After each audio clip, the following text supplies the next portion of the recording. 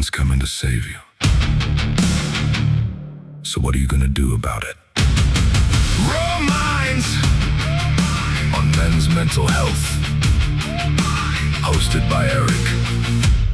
For the ones we never meet. What happens when the ordinary pain in your stomach becomes the moment that divides your entire life into before and after? Before cancer, Tim had already built a life around people, connections, community, and helping others find their voice. He was a husband, a father, a grandfather, a community builder, and a man with a plan for tomorrow. Then around Thanksgiving in 2020, Tim felt a pain in his side, and it didn't go away. He went looking for answers, and those answers eventually led him to words nobody ever wants to hear: stage 4 colon cancer. That cancer had already spread to his liver. One doctor told Tim he may have around 3 years left, but Tim looked at that prediction and decided nobody else is going to estimate how long he was going to live his life live his story. Sorry. What followed was years of chemotherapy, moments where he questioned how much more he could take, a desperate search for other options, and eventually a living donor liver transplant that helped him give something he once didn't know he would have, and that's more time.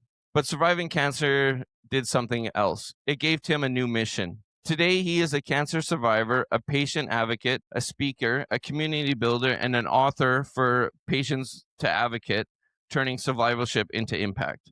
His book is about taking the worst things what happened to you and asking the bigger question: what are you going to do with it now? And what is this conversation about? Not only cancer, the man before the diagnosis, the pain that started it all, the fear, the chemo, the night nobody saw, the stranger who gave him part of her liver, the people he has lost along the way, the mental battles after surviving, and how Tim turned pain into power and survival into purpose. This is Raw Minds. This is a conversation people usually have behind closed doors. If something Tim says today hits you, share this episode with someone who needs it. Follow Raw Minds and tell us in the comments what part of the story stayed with you. I just want to say welcome, Tim, to Raw. There, whoops, wrong button. Welcome, Tim, to Raw Minds.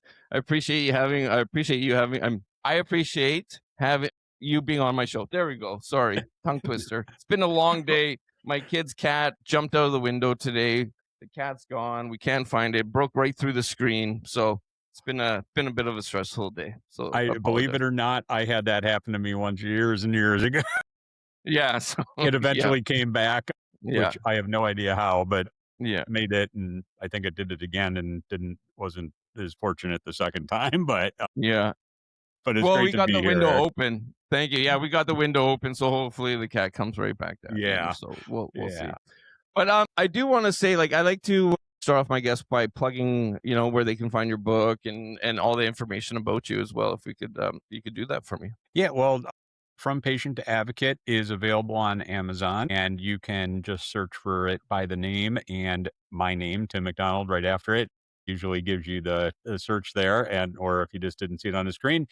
You can also follow me in my writings and my podcasts of my own at advocacyatwork.com.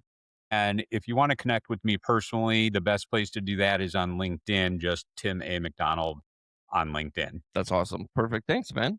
I do like to start off the show to, get my audience to kind of, get a little bit of background of who you are. So I'd like to ask just one question. Before we even get started to the cancer, who was Tim McDonald before Thanksgiving 2020? And what did life look like before all of it? Yeah, one question that could take a half an hour by itself, right? Yeah, fair enough. But no, seriously, I'll kind of condense this a lot. But, I got married. I was student council president, even though I had long hair halfway down my back and 7 earrings in high school. Didn't go to college right away, then went to college. Then I dropped out, got married, had kids, got divorced 17 years later after falling into depression and not realizing I turned my life around, met my current wife, and we have been together for 20 years now. I have amazing grandkids. It's just a beautiful thing. But, and life for me before cancer was really just, living life to its fullest. We moved to Florida on our own, not because we retired, not because we had a job offer down here, just because we decided, my wife and I, where do we want to live? And we wanted to get away from the snow and the cold. We wanted to be cheaper I don't cost of blame you. living. So, we kind of took life and did what we want with it. And living down here, it was really ultimately like just enjoying it, being outside of the winters that we have up Mhm. north, and just enjoying life. I worked full time off and on, but a good part of my time down here, I wasn't working full time. I was just doing my own thing with my wife, e-commerce business, which meant we could make our own schedules. We could afford Mhm. to do whatever we wanted, whenever we wanted. And even when the pandemic hit, before I was diagnosed in November of 2020, it was literally like, I mean, so many people complained about the pandemic. My wife and I just made the best of it. Mhm. That's kind of the attitude we have about everything. It's not what happens to us, it's what we do with it that matters. And so for us, it was like, having date nights at home, getting, takeout from our local sushi restaurant where our friends got their takeout. And then we each went back to our homes and got on Zoom and had a virtual cocktail party and hired the That's musician cool, that yeah. played at the restaurant. So that's just to give you an idea. That's kind of how we looked at COVID. Mhm. Was like, hey, if we're going to be inside, let's not take away the social and the things that we enjoy.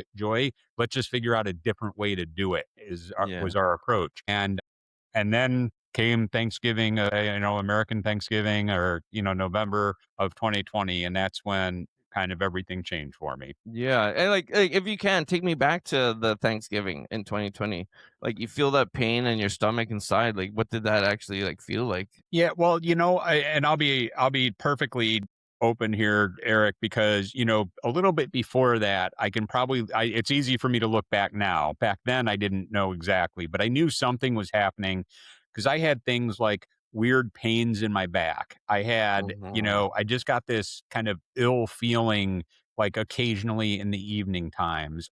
I started getting really cold during the day, and occasionally at night I would have night sweats. So these were all things that kind of led up to that pain, but that pain in my side, all the other things I could kind of just sweep aside, not really worry about too much.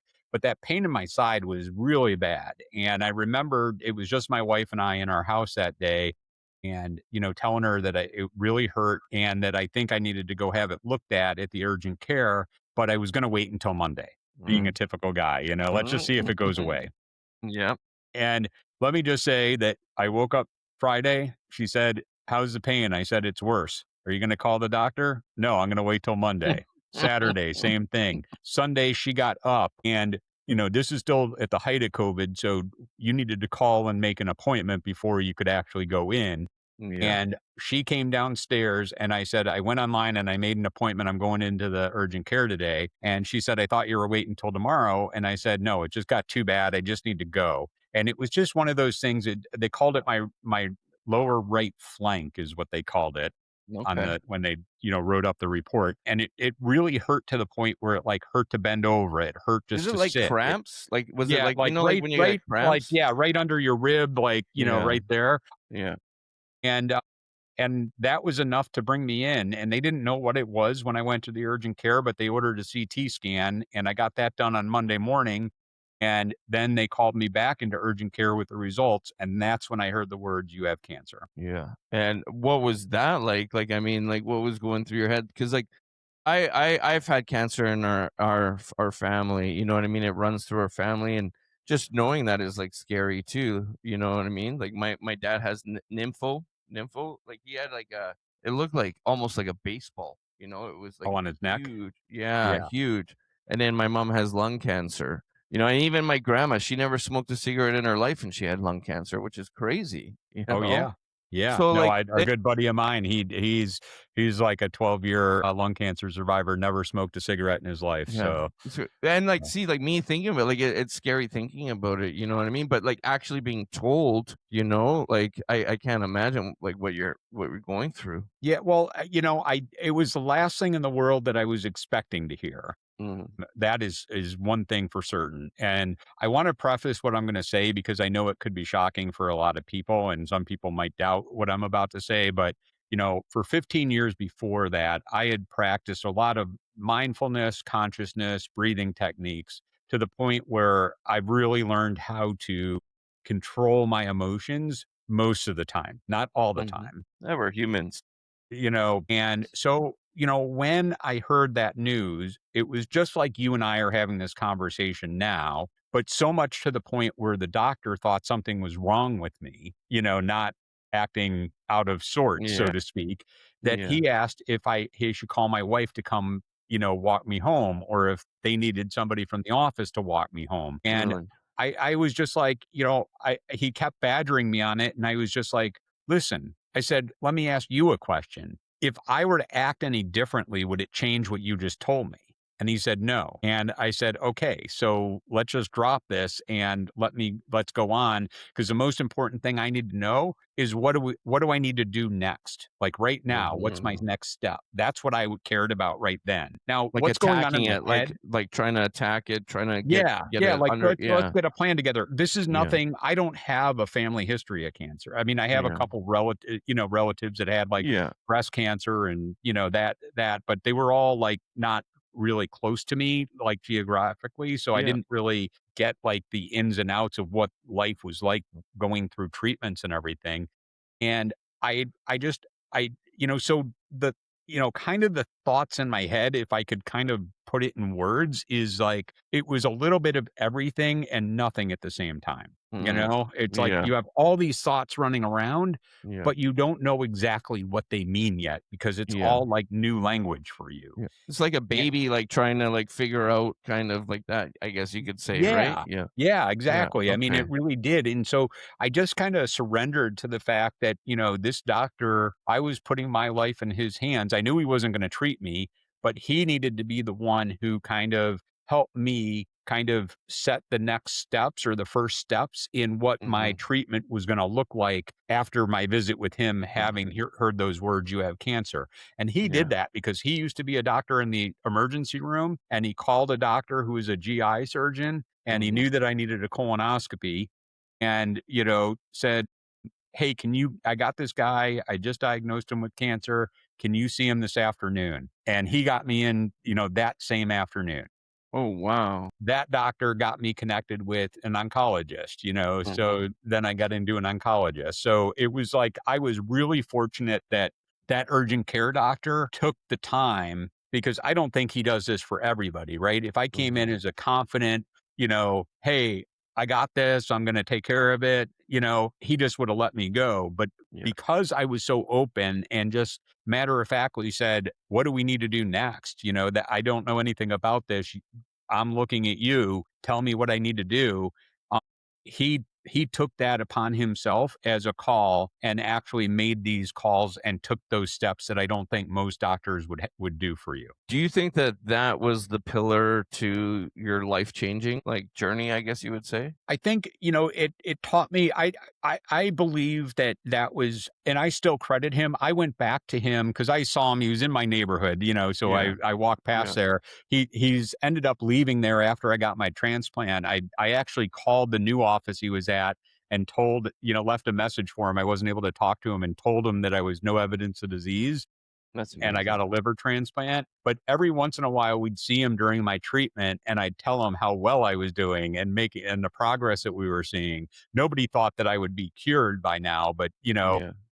but it was kind of cool to stay in touch with him and be able to actually thank him for setting me off in the right direction right Yeah. after that diagnosis. Yeah, which is amazing. It's like a guardian angel, I guess, in a sense, you know what I Yeah. mean? Yeah. Yep. So I take me back though to like when you're like finding this out, like the like did you like really think it was like serious, like how serious it was? Or were you were like, like that's No, you know? I just thought, okay, it's in my colon and it's in my liver. Why don't we just go cut the spot out of my colon and cut Yeah. the tumors out of my liver, and I'll be good to go? Yeah. Yeah. That was naive me, but I also say that being naive as a patient is probably one of the best things that could have happened, Yeah. because I didn't know any better. If I knew what the severity of my disease was, I might not have been as willing to kind of press forward and find a cure for it Yeah. versus just being like, hey, I can tackle this, Yeah. and so it really was one of those things where I didn't know a lot. I thought, success in oncology is a certain definition, but I think to most people like you and I, we hear success and we think, okay, that's getting rid of the cancer, right? Hmm. And really, all success means in oncology is that the tumors don't grow or spread. That's Oh, success really? to them. And so Really? for a couple of months, I went through thinking success means I'm getting rid of the cancer. Yeah. And I quickly learned it wasn't as simple as cutting it out of Yeah. you. So I really have learned a lot in the first like couple months of being diagnosed as far as what metastasis meant, what stages of cancer meant, the different treatment options that there were for colorectal cancer patients with metastasis to their liver. So it was all these things that I had heard like phrases about, people suggested things to me, but I didn't really understand them. But Hmm. coming to terms with understanding them really gave me a good appreciation of what I was going through and what I still had to go through. And like, so that's like a mental roller coaster too, emotional roller coaster going through. Because first you're like you said, naive, right, and like not really sure, and then you probably got what maybe far a little bit days down the line, or was it that day you found out it was stage 4, and then you're I found probably out the first day. Yep. yeah, so and you know what I mean? And going up and down and yeah, and then not knowing, like, wow, man, that's a very emotional roller coaster. How did you deal with that? Like, because you said you did your like, and I'm big on like, breathing techniques. I think that is huge, like Yep. box breathing, 4-7-4, I think it is. Like all that kind of stuff, right? And even journaling too. Journaling helps too because it's a sense of relief.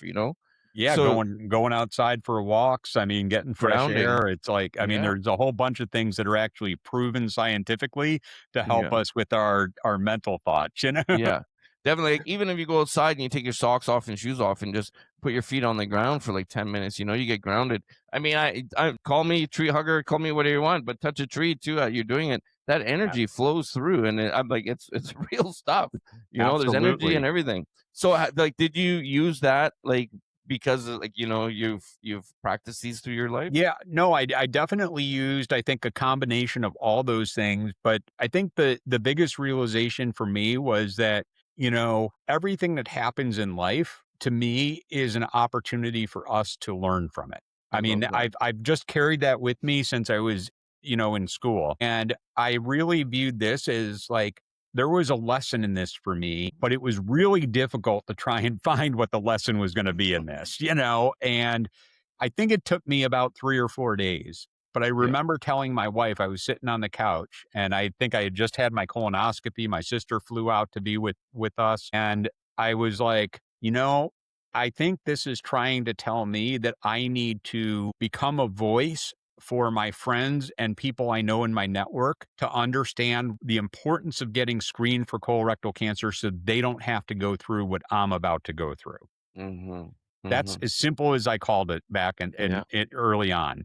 But I think that clarity of understanding that I had a purpose now, I had meaning from this disease, Mhm. really kind of I credit now to setting the path forward to how I responded to the treatments I got because I Yes. did have that purpose. I did have that meaning. I knew that I wanted to try and help other people not have to go through what I was going to go through. Was it like a light bulb that just kinda kicked in to you, like, one day? Because like, I talk about this all the time. This is what is, like, Raw Minds too, is, like, paying the power, right? And, my fiancée passed away 3 years ago, and that's why I started Raw Minds, and I found the silver lining in it, right? And I was like, I found, "Okay, so this is happening," It's not happening to me, it's happening for me to find that lesson in it, and how can I use that lesson to either teach myself or help teach others, I and love that line. It's not happening yeah, to me, it's happening for me. yeah, And it's exactly, yeah.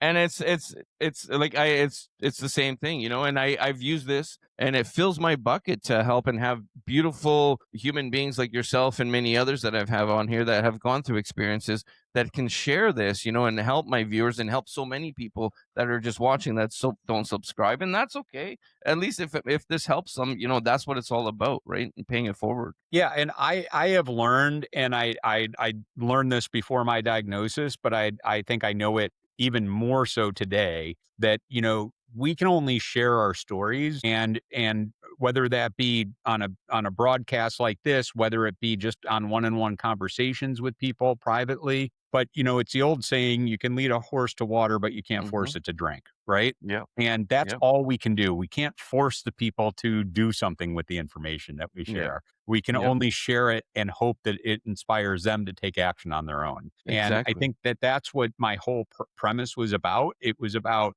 I can't force people to go get screened for colon cancer, but I can make them aware of the importance of getting screened, what Hmm. happens if you don't get screened, and also like kind of dispel some of the myths that people have about getting a colonoscopy, you know, the prep and, you know, Hmm. getting, you know, 8-foot tube stuck up your butt. You know, it's like, you know, hey, you don't even feel that. You don't see it. It's the best nap you're ever going to get. You know, that prep work is not as bad as you think. It's just, you know, if you don't like doing that, you're not going to like the alternative, because the chemo medications they put you on make you go like that every Hmm. single day for the rest of your life. So have your choice. You can do it once every 3 to 5 years, or you can do it every single day if you don't get Yeah. screened.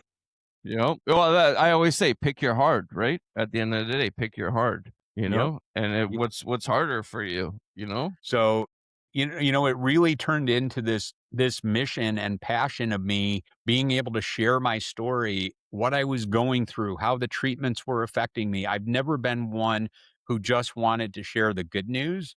Mhm. I think especially on social media today, we see so many people just sharing like, "Oh, here's my vacation, and here's my, Yeah. you know, here's my second home, or here's my airplane, or here's my, you know, Those my like fancy Instagram car." model things, you know what I mean? And in the Yeah. back, like everything's on fire in their life, but you don't see that because there's a green screen, right? And I want to show everything. I wanted to show people like what I was feeling, what I was going through. You know, the how bad my, you know, the side effects from the chemotherapy I was on was. It's not fun, it's not pleasant to be on chemotherapy. I don't wish it on anybody, but, you know, sharing those downsides, but then also sharing the positive results I was seeing was also something I wanted to do, because I don't want people to think it's all doom and gloom if it's not all doom and gloom. There is Mhm. hope out here. And, you know, doing that, but that kind of led me into like getting in more involved in, there was an organization, Fight Colorectal Cancer, who has an ambassador program, and I had applied to be an ambassador that, you know, that first year in 2021. So I was an ambassador for they call it the class of 22, but it's 21, 22. So right after I was diagnosed, or several months later, I applied to be an ambassador and was accepted. And that kind of got me introduced to not only the creating awareness, but like the fundraising aspect that you can do Mhm. in advocacy. It got me aware of, you know, bringing me back to DC to call on Congress. And I love legislative advocacy. I've always been passionate about politics. I wanted to get up there and share my story so that we can, you know, get more funding or dedicated funding for colorectal cancer research. And, you know, but it also got into, you know, kind of the, you know, the legislative, and then research too. Mhm. Research advocacy was something I never thought I would get involved in. You know, it's like, you know, I've I'm never not a even heard of scientist. that. I'm sorry, but I've never even heard of that before, so I'm Ye blown away. Yeah, Yeah, like the so yeah. the basic thing is every medicine that is on the market today, every medical piece of technology that's out in the market today, all goes through, I'm talking about the US at least, Yep. goes through a clinical trial. Yeah. Yeah. And if there's not, the longest time, patients were not involved in that process at all. I mean, we were the test subjects, right, Yeah. of the clinical Yeah. trial, but we weren't giving our viewpoint from the time the trial was thought of all the way through to Mm. implementation into the market. Okay. And so now what we're seeing is patients are actually having a seat at the table to work with these pharma companies and the biotech companies to give them insights as far as how patients look at what they're saying. If you come up with another drug that's just like another chemotherapy that causes me fatigue and causes me to have to go to the bathroom and miss work and have Yeah. all these other side effects, yeah, it might be have a higher success rate, but is it really a viable option to put out into the marketplace right now? Because Yeah. none of us want that, Yeah. We're trying to So get away from that. yeah, how about we get something that's not going to make me miss as much work, that's not going to make Yeah. me as tired, that's not going to make me be in the bathroom every couple minutes. And so Yeah. that's the type of thing that research advocacy is. It's just a patient perspective. You don't need to be the scientist. You don't need to be the statistician. You just need to bring your personal lived experience and share Mhm. it with these companies. And Yeah. that to me has like that and legislative are my two passions outside of awareness right now. Well, that's like real people living it, you know what I mean? You can't get any closer than that, you know what I Yep. mean? So, like, it makes sense at the end of the day, right? So, that's what so, like, how did the book come all into play? Like, Well, 'cause you yeah, yeah, sorry. I had, after, because I did end up learning through one of these groups that I was involved with about liver transplants, and that's what I ended up pursuing. I was one of the first 40 people in North America, colorectal cancer patients, to get a liver transplant. Yeah. And I got that, even though I live in Tampa, Florida, I got that in Rochester, New York. Was But it half of a liver? Sorry, like, if I read, nope, was it half or was it a no, full liver? Sorry. so they take my entire liver out, Yeah. and since I had a living donor, what they did was they take about 80% of her liver. So you have this major artery that runs through two halves of your liver, your right lobe and your left lobe. And the right lobe is a little bit smaller, and the right Okay. lobe is, or the right lobe is a little bit smaller, and the left lobe is big. And so they cut right along that artery and take the majority of the left lobe out and put it inside of you. And that I might be getting the sides mixed up, but that's not Yeah, important. yeah, But yeah, yeah, yeah. but but what happens is that's enough for me. That's why the volume of the liver and the height of the person is determined by determines your volume of liver. Really? That's why you need a certain height person, depending on your height, to get a good enough size liver to keep you going. Now, That's for my donor, crazy. she only had about 20% of her liver left, but in about 5 to 8 weeks, that liver totally regenerated. And so now hers is back to full size again. Wow. It's the liver is an amazing organ in your body. All I can think of is like Wolverine from X-Men, you know what I mean? Where it regenerates, right? That's what Yep. or Deadpool, like, that's all I can think about. That's crazy, man. And so, I mean, like, I'm blown away, man. Like, that is wild, though. You had stage 4 cancer, and I'm gonna be and as dark as this is, I'm gonna be real. A lot of people don't walk away. Like, a lot of people don't walk away from No, that. It's stage 4. no, there's 13% of stage 4 colorectal cancer patients live to see 5 years after their Yeah, diagnosis. yeah, and that's 13%. crazy. So, was this like over like a length full time, or like was this kind of happen like right away, like how everything kind of just went in place for you? Well, you need to be in treatment and respond well for a year before you can qualify for a liver transplant. They're very selective in who Yeah. they pick. So I made contact about 7 months after my diagnosis with the transplant surgeon. He said it Mhm. was too early, but at a year we'd start getting more serious about it. I first needed to get my primary tumor, my colon tumor, removed. So I had to get that scheduled here. Got that done. Then we scheduled my donor meeting, which means we just invite family and friends. The transplant team Mhm. tells them about the process, what's involved, answers any questions they got. And then we kind of go out and do what we can because there's no list. So you need to find your own donor. Oh, so And you went out and found your own donor. well, that's what I tried to do. And that Okay. part is the time that takes, like, Yeah. it's a variable, right? Yeah. It could be the first person that calls is the perfect match for you, or it might Yeah. never happen. You just never Yeah. know. So that was talk about the emotional roller coaster. That was a big emotional roller coaster for me because I like trying to be in control of what was happening to me. Yeah. And with our laws, as far as privacy laws for patients here in the US, like the hospital can't tell you anything. They Mhm. can't tell you Mhm. who is being considered. They can't Yeah. tell you what stage they're at. They can't tell you anything along those lines. And so the only way that I knew was if somebody reached out to me and said, "Hey, I called to be a donor. They told me that I needed to go get, a colonoscopy, or I needed to get a CT scan on my liver or whatever." And so these were all things that were happening. And I'd know some people get to a certain point and it looked like it was going good. And then I'd hear nothing. Yeah, they And, cut off. and they'd hear nothing. And so it was like I'd get my hopes up and then they'd be dashed. And there's two people I know of that I think were good candidates for me. Like I didn't confirm this, but Yeah. I'm almost 99% sure that they were good candidates for me and ended up changing their mind at the last minute. Mm, Now, I can't fault them for changing their mind. It's a yeah. personal decision. It's a big decision. These people didn't know me personally. So it was like, I mean, they kind of knew me after they got Yeah. introduced to me, but they Story and didn't stuff. know me Yeah. beforehand.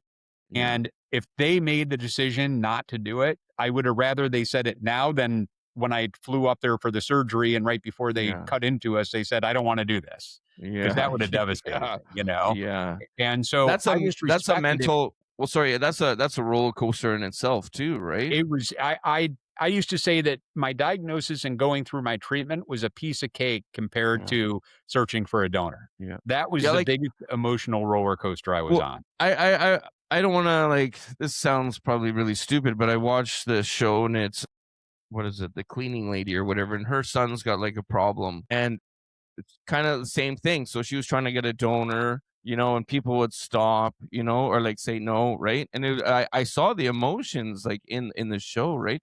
And now like you like talk like and it's true. And you don't know who that person is. They can't disclose it, Nope. Like in the show, she literally went and stole the file so she could find out, but it's a TV show.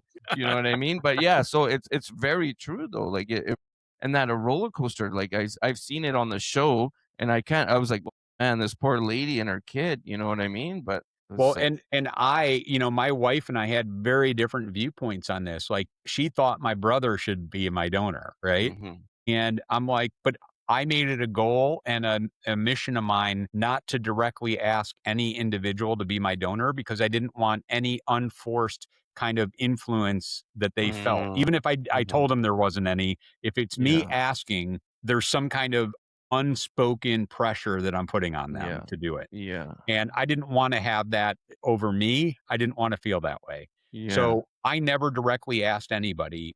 My wife was a little bit more direct in her approach. She wanted to, and my brother just didn't wanna do it. And she got upset, and I was like, "Why are you upset?" mhm, And she's like, "Well, I can't understand why you won't do it." And I'm like, "But it's not our place to understand. It's his choice. It's not mhm, our choice." And that's just how the approach I took with all this. It didn't make the disappointment of hearing no any easier, but at yeah, least rationally, I knew that I felt good about myself the way that I handled it with other people that were opening themselves up to be donors with me. Now, that being said, my donor actually called for somebody else, another colorectal cancer patient, and wasn't a match for him. But the transplant team had known that I had been looking for so long, and they asked her if she'd be willing to donate to somebody else in a similar situation. And she said, "I don't care who I donate to, I'll donate to anybody." And that's how I ended up getting my donor. It was actually a wow. non-directed donor, and I was the first one in New York, and they think the first one in the US, a colorectal cancer patient, to get a non-directed donor. That's crazy, man. That's like just so I don't even say it's luck, you know what I mean? It was just meant to be, and it's meant That's to be, I view it that way too. Yeah, Yeah, it was meant to be. But the yeah, funny thing was, like you say, how on that show, how she went and pulled the file to find out who the yeah, donor was. What happened was I found out that I had a donor. I posted it on social media. The guy that I know who was getting a transplant too and searching for a donor, he texted me and said, "Congratulations, do you know when your surgery date is?" And I said, "Yeah, it's on, May 16." And he goes, "I think I know who your donor is. Would you like to know?" And I said, "Only if they want to know who I am." And yeah. he said, "Let me check." And then 5 minutes later, he texted me back with her Facebook profile and said, Oh, "Yeah, she wants wow. to know who you are." And so we knew within 10 minutes of me posting that I had a donor who each other were. We set up a call. We talked for like 2 hours on Zoom, and we just became fast friends. I stayed at her house with her and her husband because she lived up in Rochester, before my transplant, during the pre-op, appointments. And it was, I mean, we always get together when we're around each other. It's like no time is lost. Like we've known each other our entire lives, but she is really just an angel. She really is. That's amazing. And it's great too. You guys still stay connected. I mean, technically she's a part of you now, Yes. right? You know what I mean? So not like a twin or anything, but I mean, yeah, she's a part of you. She's always with me no matter where I go. Yeah. So how did the book come? So if we can get in that. So how did that I'm sorry, happen? you asked that before. No, we got off on the liver transplant. That was actually really important about the liver transplant. Yeah, no, but so what had happened was, after I got my transplant, I really struggled mentally. And about a year after that, I started kind of coming out and getting more devoted to the advocacy efforts that I was doing. And I started going to a lot of conferences, and a lot of people started asking me, Tim, we're always seeing you at these conferences. You're always doing this. You're always doing that. How do I get involved in advocacy? Can I just stop you there for a second there? So you said that you're having a bit of a hard time or something before that. Yep. Was that maybe because, and don't take this the wrong way, but was that maybe because you lived, what I mean, through this process? And there's a lot of other, and you probably, because you guys it's a community, really, right? At the end of the day, because you need that community, and you probably have seen some of your friends pass away as you've gone from this. So did you ever have that guilt, I guess you could say? Well, in the cancer world, whenever you get to no evidence of disease, or NED status, they call it, usually you have what you call survivor's guilt, meaning that you've survived and other people haven't. They still may be in treatment. So there's that aspect going on, right? Like, who am I? What right do I have as somebody who's now no evidence of disease, getting into these support communities and talking to somebody going through active treatment? I just didn't feel right about it. I felt guilty about doing that. But then couple that with the fact that I now have a second chance of life because I have somebody else's organ in my body. What do I need to do with that? I don't want to just go back to what I was doing. I want to do something, even better now. I got a second chance, right? Well, it's like the Spider-Man saying, with great superpowers come great responsibilities, or something, whatever he says to him, right? His uncle. Yeah. It's like that, I guess. And so both of those things combined were just like a total, stressor on me. Like, what is going on? Like, I've always wanted to live on an island and my wife doesn't, so then it was getting to a point where, do I want to stay married or do I want to go live on an island, and, and all this stuff. So, because my wife didn't share these same feelings with me, nor she shouldn't, because she didn't go through what I went through. She went through a different thing with me, but she didn't go through the same way that I went through this. So I'm just like, it was really challenging. And then as I got into advocacy, and the longer you're in this, the more people you lose, especially like you said, stage 4 colorectal cancer has a, 13% chance of living 5 years. So I've been in this game for, going on almost 6 years now. I mean, there's a lot of people I knew at the beginning that aren't with us today. And, I used to feel the weight of them on my back. And what I've learned to do is take that weight on my back and take their memories and light the flame of my torch to lead me forward. I fucking love that, man. I love that. I mean, it was so freeing. I can't tell you how freeing it was. I know it sounds just like words, but if you truly believe that that's what you're doing, you almost feel the weight lifted off of you, and you can see your path forward so much clearer. This is raw minds. You know what I mean? That's what I did with the passing of my fiance. Like when you said that, I was just like, my body was just tingling, because that's so powerful and it's so true, and you found the lesson, and you took that pain and you used it to drive, and people do this all the time, but just in different ways, like with relationships. Say a guy breaks up with a girl. Okay, well, I'm going to go to the gym and I'm going to show her and I'm going to get my pump on. But at the end of the day, you're actually showing yourself, because after you spend those times in the gym, you're forgetting about her and you're doing it for yourself. Yep.